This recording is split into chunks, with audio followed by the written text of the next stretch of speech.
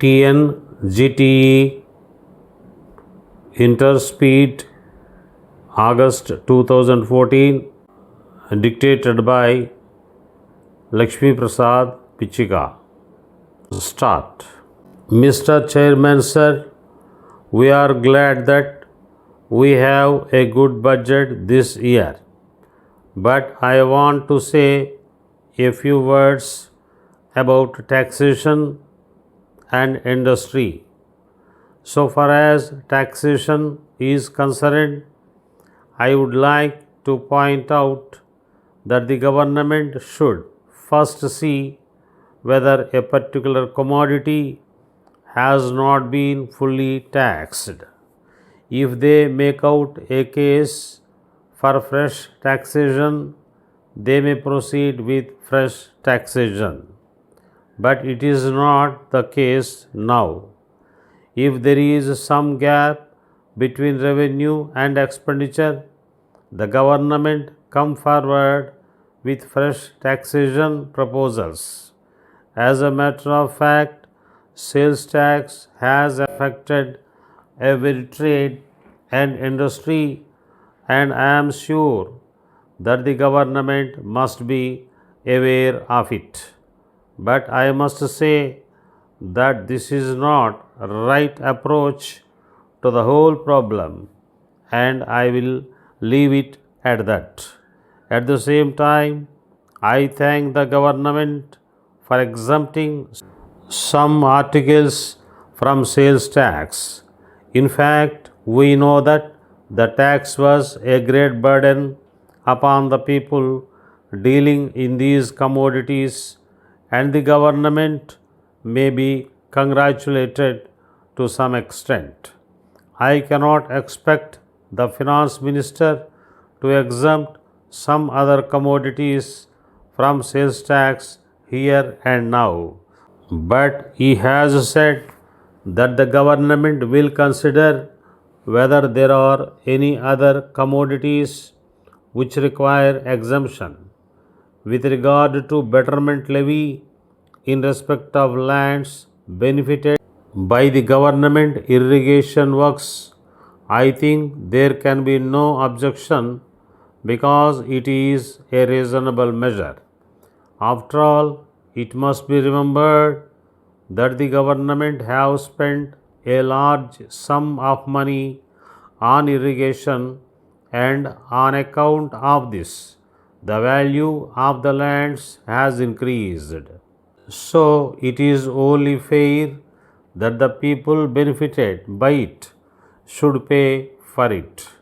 There is no point in trying to oppose this tax.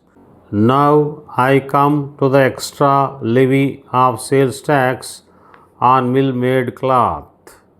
I do not think that the government have made out a very good case as far as this taxation measure is concerned. There is no need for this additional sales tax. I am glad that great effort is being made by the government and particularly the Chief Minister to see that the handloom industry is encouraged.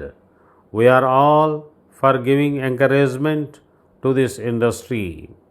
If our government had insisted on the central government to reserve certain varieties of cloth to the handloom industry, I can understand it.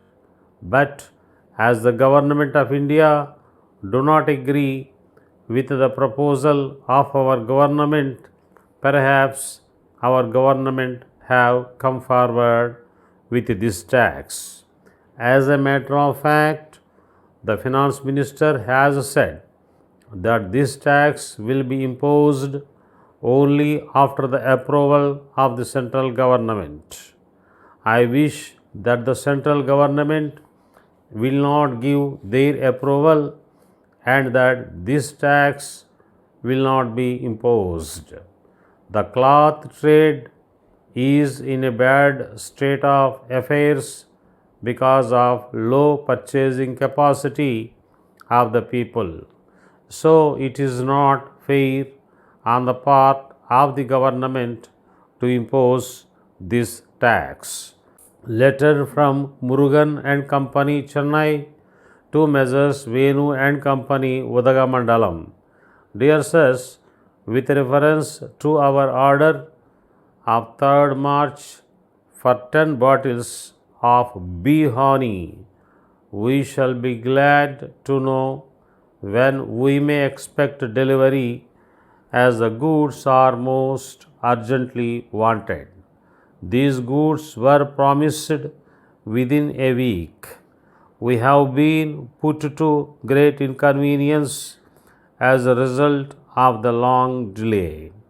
Please wire us at once whether you can deliver the goods at the end of this month. If not, we shall have to cancel the order, as we cannot wait any longer and may have to obtain the goods elsewhere.